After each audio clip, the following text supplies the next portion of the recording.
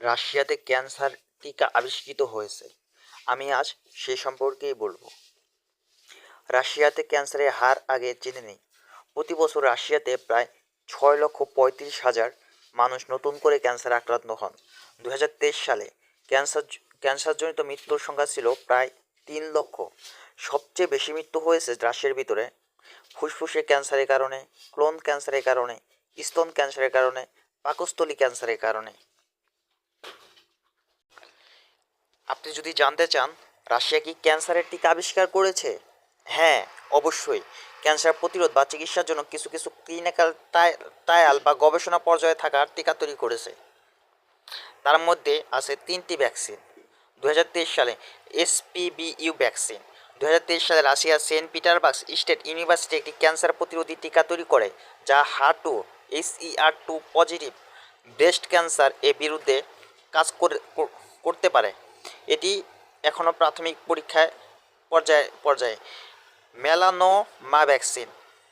রাশিয়ার বিজ্ঞানীরা মেলানোমা এমন ধরনের স্কিন ক্যান্সার প্রতিরোধ টিকা নিয়ে কাজ করছে, তবে এই সব টিকা এখনও সাধারণ মানুষের জন্য বাজারে আসেনি, গবেষণার পর্যায়ে আছে।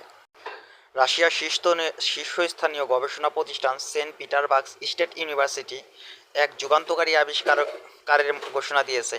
তারা এমন একটি ইমিউনোথেরাপি ভিত্তিক ক্যান্সার ভ্যাকসিন তৈরি করেছে, যা শরীরের নিজস্ব রোগ প্রতিরোধ ক্ষমতা সক্রিয় করে ক্যান্সার কোষ ধ্বংস করতে সক্ষম। বিশেষজ্ঞদের মতে এই টিকাটি প্রথম ধাপে HER2 পজিটিভ স্তন ক্যান্সার, মেলানোমা ত্বকের ক্যান্সার রোগীদের জন্য পরীক্ষামূলকভাবে ব্যবহার করা হয়েছে এবং আশাব্যঞ্জক ফলাফল মিলছে। কিভাবে এটি কাজ করে?